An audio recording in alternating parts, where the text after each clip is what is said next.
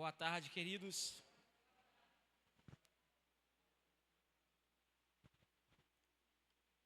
Abra sua Bíblia no livro de Atos.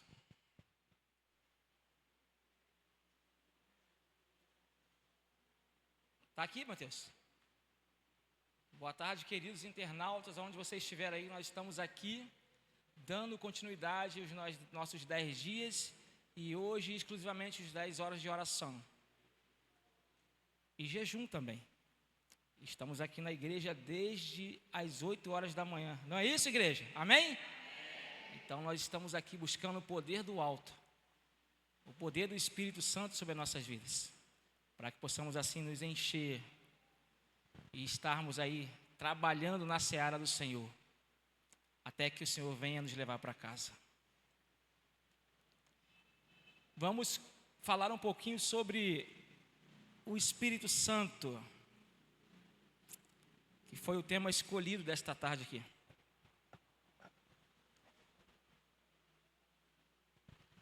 Vamos fazer uma breve oração?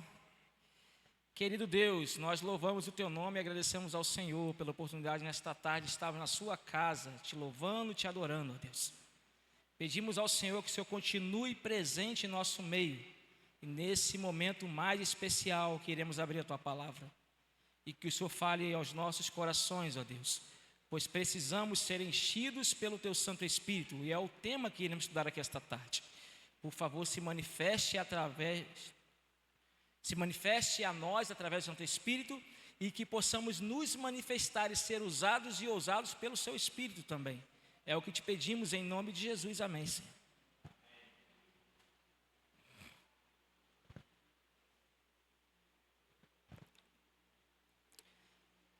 Quando você vai a algum lugar, algum tema para falar sobre o Espírito Santo, a Bíblia logo ela te aponta a Atos 2. Porque eu acho que é o auge, do derramamento por completo do Espírito Santo. E nós iremos estudar aqui um pouco sobre o que aconteceu ali em Pentecostes. E que precisamos entender o que acontecerá também no futuro, no derramamento do Espírito Santo por completo sobre a sua igreja. Em Atos capítulo 1, no verso 4, diz assim, vamos ler?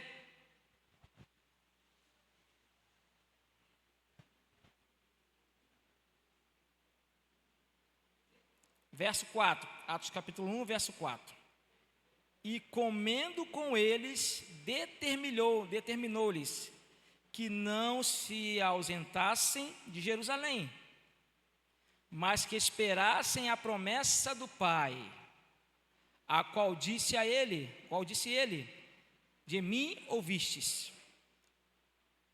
Essas palavras é de quem? De Jesus. Agora vamos para o verso 8. Pula para o verso 8 aí. E ele fala assim: mas recebereis poder ao descer sobre vós o Espírito Santo. E quando esse Espírito Santo descer sobre vocês, Jesus está falando, vocês vão ser minhas testemunhas. E ele continua falando nas partes geográficas da época, tanto em Jerusalém como tanto a Judéia, toda a Samaria, e depois ele fala, dá uma abordagem ao tempo do fim, até aos confins da terra. Então a gente entende que em Atos capítulo 1, Jesus está falando que os discípulos teriam que se reunir, orar, buscar o Espírito Santo, pois eles tinham uma missão, eles tinham uma mensagem exclusiva para a sua época. Eles deveriam levar a mensagem, e Jesus ele deveria levar a mensagem em alguns lugares ali. Na parte geográfica eu estou falando agora. Centralizado em Jerusalém, ele fala quais lugares? Podemos ler de novo, não gravamos tudo, queridos. Nossa mente às vezes não grava tudo, não é verdade? E assim, em Jerusalém, como em toda a Judéia, Samaria. E depois ele fala, até os confins da terra. Jerusalém, a Judéia, Samaria, as cidades vizinhas. Já estudamos um pouco aqui sobre Samaria. que está institucionalizado ali ao povo samaritano, não é verdade? Um povo místico. Mas Jesus, ele tinha preocupação em pregar o evangelho em toda a parte geográfica de Jerusalém.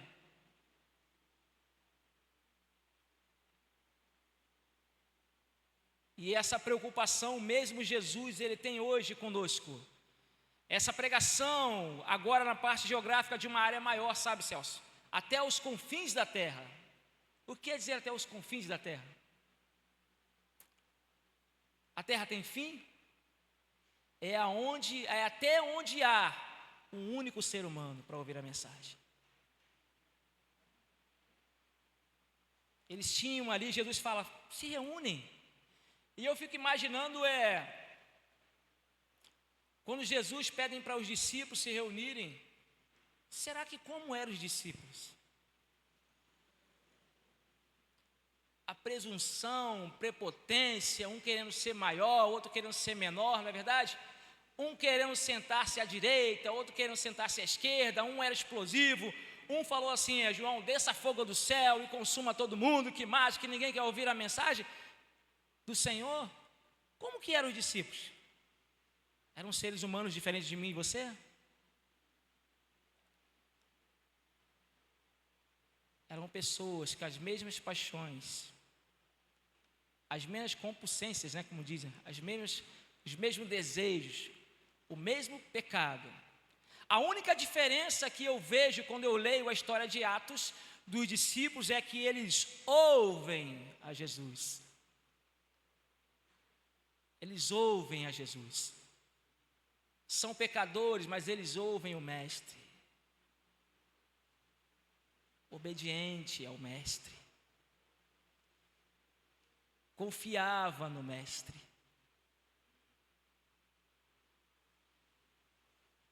Conhecia o Mestre. O discípulo sabia que Jesus poderia fazer qualquer coisa, porque já haviam presenciado vários milagres de Cristo. E agora nesse momento, Cristo, quando Jesus pede os discípulos para se reunirem ali, porque tinha uma coisa em especial para fazer, uma coisa que marcaria a história naquela época, e uma coisa que marcaria a história, e uma coisa que nos levaria a nunca limitar o poder de Deus e o poder do Espírito Santo.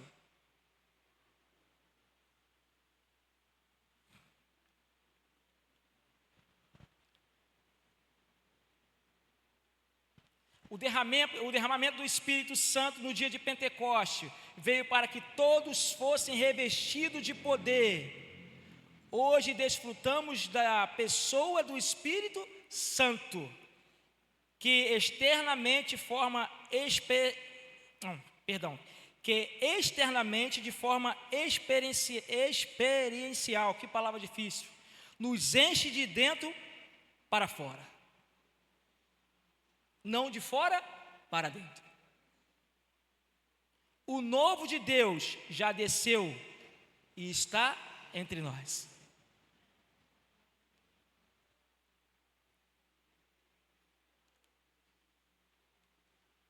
Quando nós somos batizados, somos batizados o quê? Pelo Pai, pelo Filho e pelo Espírito Santo.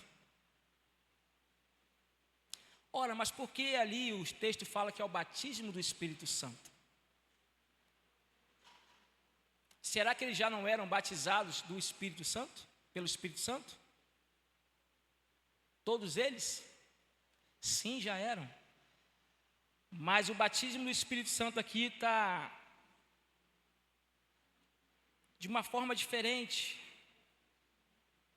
mostrando que eles deveriam ter uma missão específica, se encher o ápice. Quando você se batiza, não é que você não tenha o Espírito Santo, você recebe ele.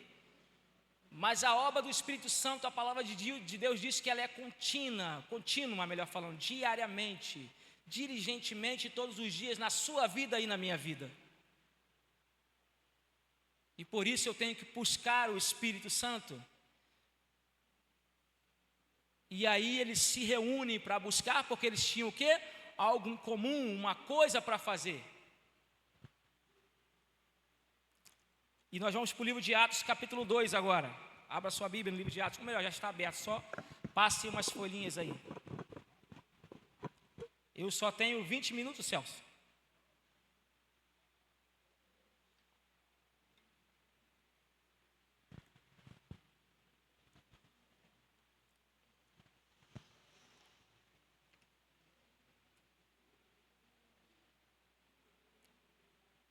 Amém? Capítulo 2 do livro de Atos diz lá o subtítulo: a descida do Espírito Santo. E por que ele desceu? O Espírito Santo se manifesta porque ele tem algo a fazer. Diz lá assim, ó, ao cumprir-se o dia de Pentecostes, verso 1, estavam todos reunidos no mesmo lugar. Todos, com um único propósito, buscar o poder do alto, o poder do Espírito Santo. De repente veio do céu um som como de um vento impetuoso, como diz aqui, e encheu toda a casa onde estavam assentados. E apareceram distribuídas entre eles línguas como de fogo, e pousou uma sobre cada uma deles. Verso 4, todos ficaram cheios do Espírito Santo. Então vamos lá, eles já tinham o Espírito Santo, mas agora eles buscaram para se encher do Espírito Santo. Chegaram ao ápice do Espírito Santo, porque eles tinham uma missão a fazer.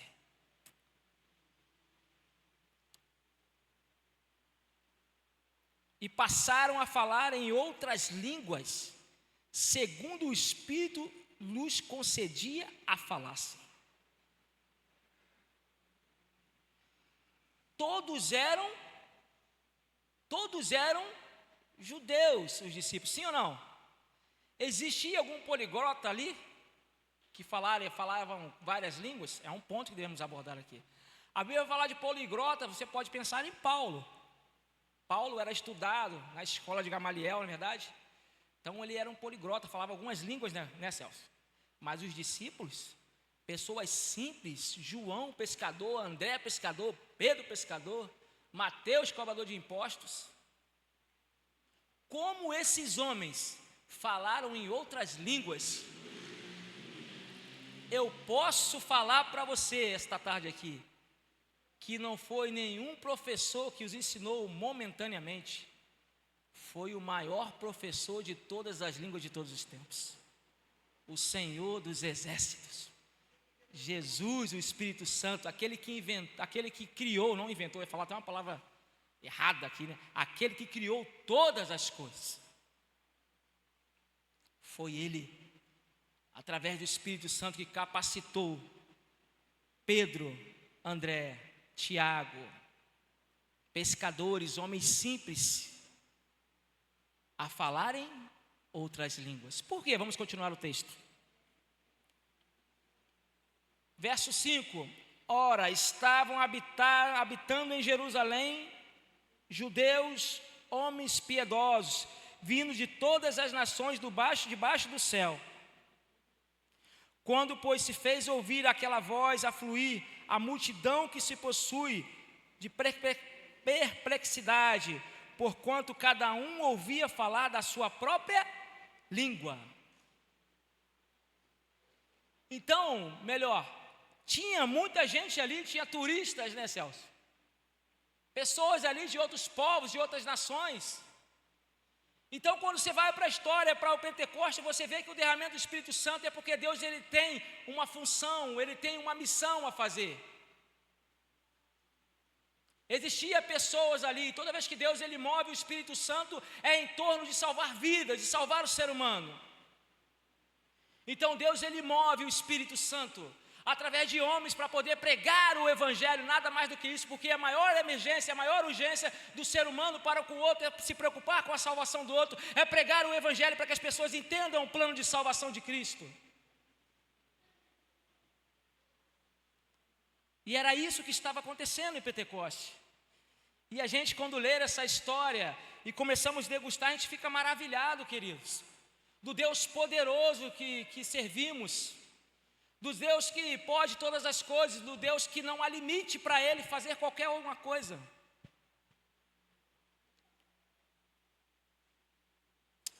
Hoje pela manhã, eu pregando em Campos Elíseos, eu falei mesmo assim para as pessoas que estavam lá.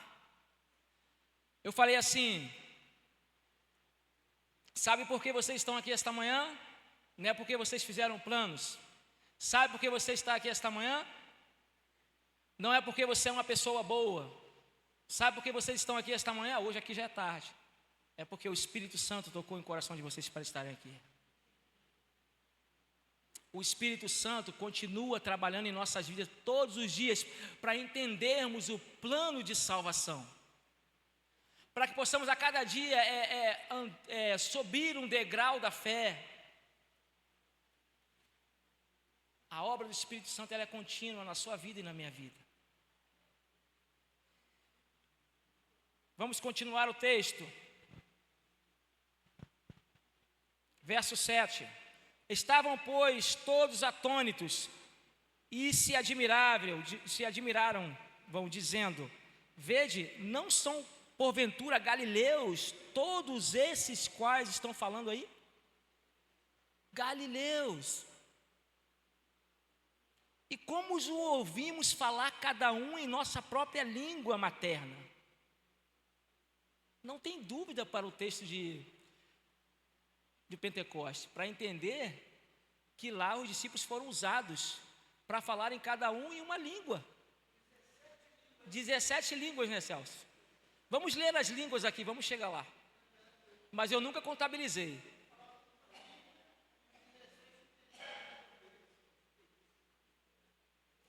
Entenderam? Vamos continuar. Agora são as pessoas que estavam lá no verso 9. Somos partos, medos, não é isso? Elamitas, os naturais da Mesopotâmia, Judéia, Capadócia, ponto da Ásia, da Frígia, da Panfília, né? Do Egito e das regiões da Líbia, nas imediações de Cirene e romanos que aqui residem, tanto judeus como prosélitos, crentes e árabes, como os ouvimos falar em nossa própria língua, as grandezas de Deus. Como ouvimos falar em nossas próprias línguas a grandeza de Deus? Todos atônitos e perplexos, interpretavam uns aos outros, que quer dizer isto,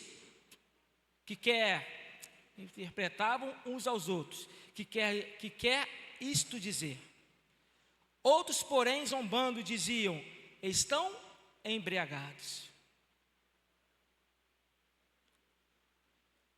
Eu não vou ler mais, porque eu não tenho mais tempo. Mas quando você vê agora o discurso de Pedro embaixo, né? Eles não estão embriagados. Eles estão falando pelo Espírito Santo. Eles estão falando em línguas que cada um estão aqui, todos estão entendendo. Porque esses outros, porém, zombavam dizendo, quem seriam esses outros? O que você acha? Claro, pessoas que Satanás botou ali para poder o quê? Atrapalhar a obra do Espírito Santo.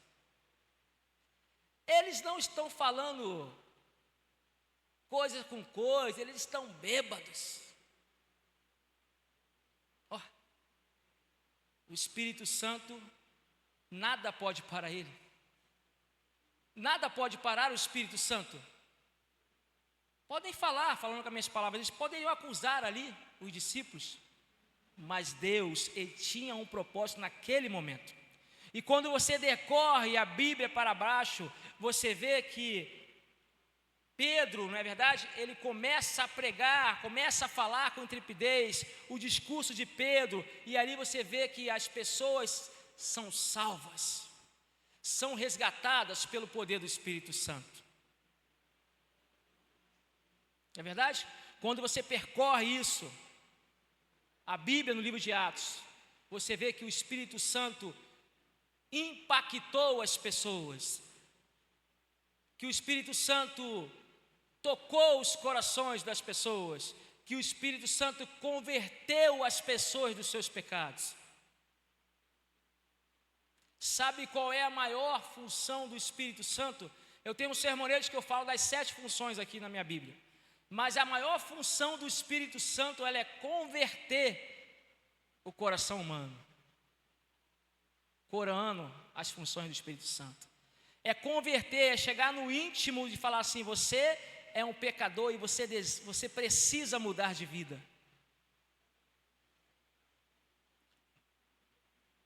E aí nós vemos que o êxito, né, da pregação do Evangelho no Pentecoste.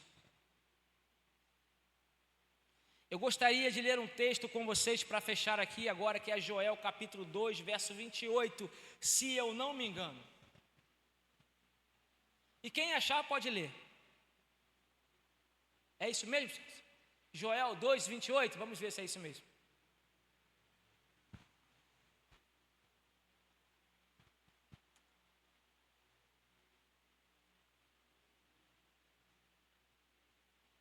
O mesmo Espírito que na igreja primitiva começou a obra de pregar o Evangelho, é o mesmo Espírito Santo que terminará a conclusão da obra da pregação do Evangelho.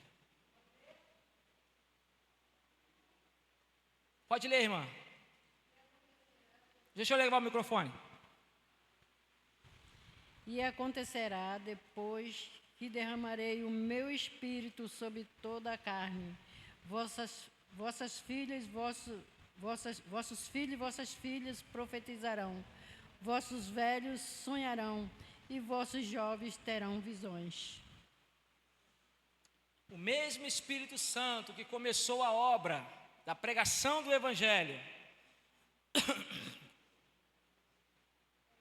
Porque, queridos, a Trindade ela tem uma função, vamos lá. A Trindade ela tem uma função, não é isso? Sim ou não? Deus criador de todas as coisas. Jesus, o plano de salvação. Não é isso? E o Espírito Santo é o que está agindo em toda a raça humana agora. É o que está trabalhando nos corações. É o que está intercedendo pelas nossas vidas. O Espírito Santo nesse momento está em todo o mundo, até os confins da terra, como diz aqui. E a única função do Espírito é converter o coração do homem. Então nós temos um Deus criador que teve o papel de criar todas as coisas.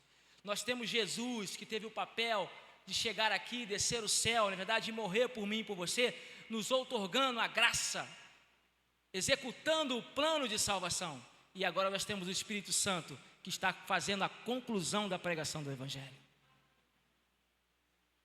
E assim como aconteceu nos dias de Pentecostes, não será diferente nos últimos dias. Cadê? Tirou o texto? Mas eu nem apliquei. Tirou o texto, Mateus?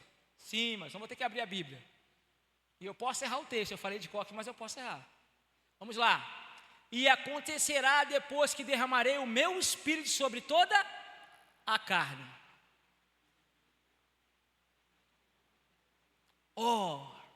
Sobre toda a carne. Mas lá no Pentecostes não foi sobre todos não. Lá no Pentecoste, vamos lá, lá no Pentecoste foi sobre os 12. Porque foi a igreja primitiva, a igreja de Éfeso, a igreja pura, a igreja do cavalo branco do Apocalipse, que começa a pregação do Evangelho. E eu fico imaginando quão grandes foram esses homens. Não é verdade? Eu admiro a obra que eles fizeram. Então, o Espírito Santo foi destituído, verdade essa palavra? A eles, os 12. Mas agora não. No fim do tempo, olha o que vai acontecer. E acontecerá depois que derramarei o meu espírito sobre toda a carne. Sobre todos aqueles que quiserem tomar posse do Espírito Santo. Vamos continuar. Vossos filhos e vossas filhas profetizarão. Filhos e filhas, lá só foi o quê? Os homens. Agora as mulheres, as meninas.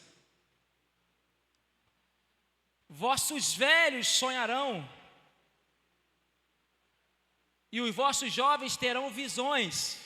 Eu não vou nem falar da Vanessa porque ela vai falar depois.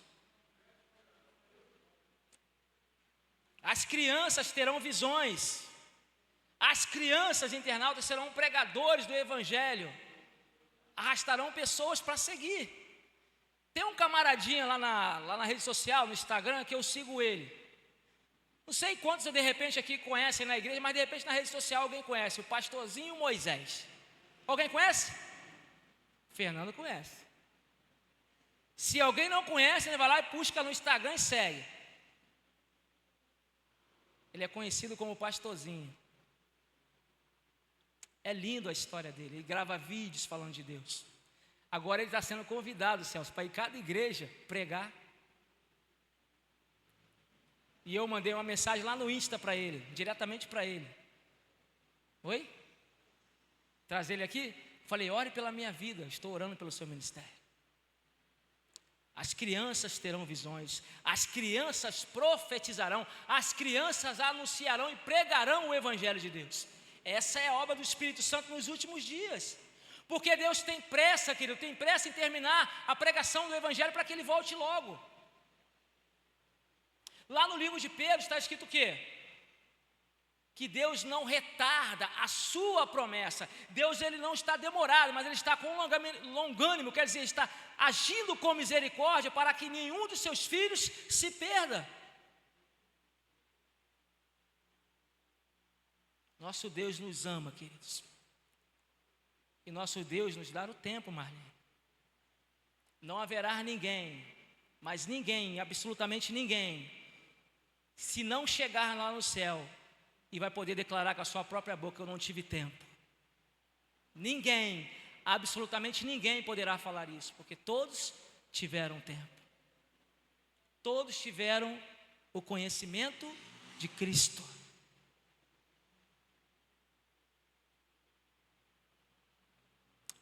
Esse texto também, para finalizar, é um texto profético. Não é isso, Celso? Esse texto, para finalizar, ele é um texto profético. O derramamento do Espírito Santo também está direcionado, embasado na chuva. Eu falei, eu acho que essa semana aqui. A chuva temporã e a chuva serôdia. O que é chuva temporã? Eu já falei essa semana aqui. É a chuva que preparava o solo para as plantações na época, não é isso? O pessoal vivia muito do cultivo no passado, né? O plantio.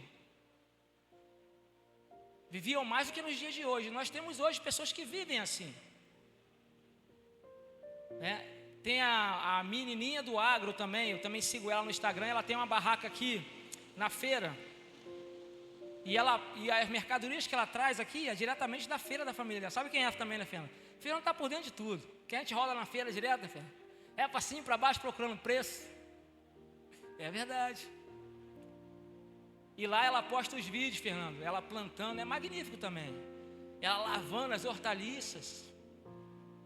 Ela preparando a terra. Outro dia ela mostrou um vídeo, ela preparando a terra para plantar. E é isso que acontece na chuva temporã. Por isso que é comparado aos agricultores da época. Porque eles tinham que fazer o preparo. Ter tempo para se preparar. Porque para você plantar, ou melhor, para você colher, exige tempo. Você prepara o solo, você planta, você espera crescer e depois você vai colher. A chuva temporã é para isso, Celso. E o que é a chuva serôdia? A chuva ser hoje, ela está comparada à colheita. Quando cai aquele toró que a gente fala, minha mãe falava assim, minha falecida mãe: nossa, está caindo um toró hoje. E aí ela colocava os barril para encher, que a gente morava no morro. A água da chuva, aquela chuva forte, potente, para poder o quê? Os frutos germinarem e pronto para colher. Sabe, queridos internautas, hoje nós vivemos o momento da chuva temporã. Mas a Bíblia não aponta escatologicamente quando acontecerá a chuva ser hoje. Pode acontecer de hoje para amanhã. Pode acontecer aqui agora. E é uma pergunta que eu faço para vocês aí e para nós aqui. Estamos nos banhando na chuva temporã? Estamos nos lançando para nos refrescar sob a chuva temporã? Para quando que cair a chuva ser hoje, nós possamos ser imbuídos, cheios do Espírito Santo para pregar o Evangelho e colher. Mas agora não é colher alface, Celso. Agora não é colher couve, Fernando. Agora é colher as almas, os frutos, como diz a palavra de Deus.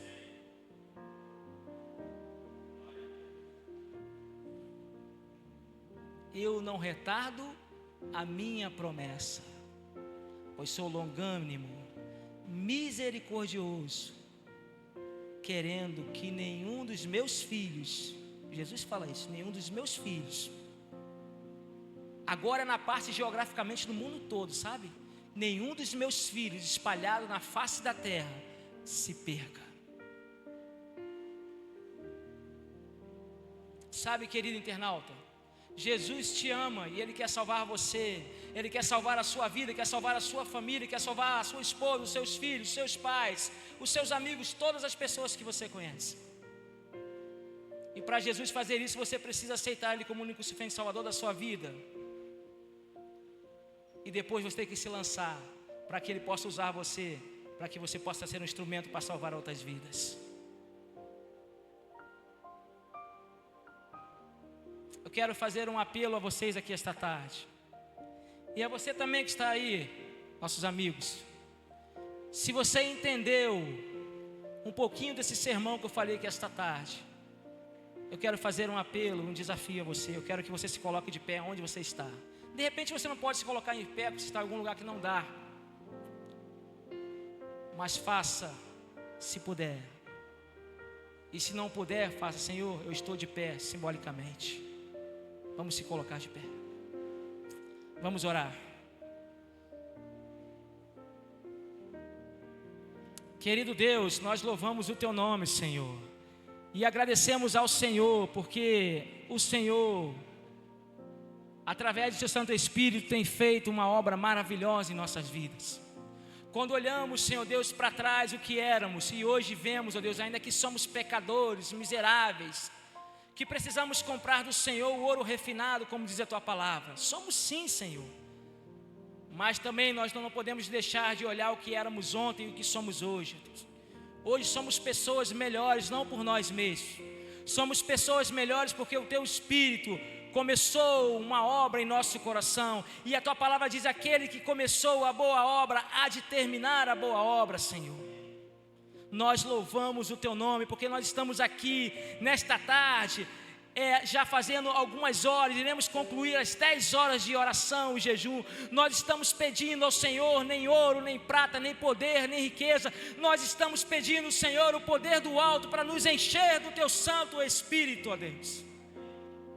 Por favor, ó Deus, o mesmo Espírito que o Senhor derramou nos discípulos, o Senhor derramará também no tempo do fim sobre as nossas vidas, porque nós queremos receber o Teu Santo Espírito, ó Deus. Nós queremos participar, ó Deus, da pregação do Evangelho, para que o Senhor volte logo e para que as pessoas possam ser salvas para o Teu reino, Senhor. Por favor, ó Deus,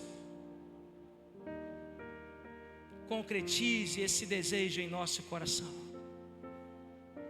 É o que nós Te pedimos esta tarde. Nós o fazemos em nome de Cristo Jesus, ó Deus, que vive e reina para todo sempre. Amém, Senhor.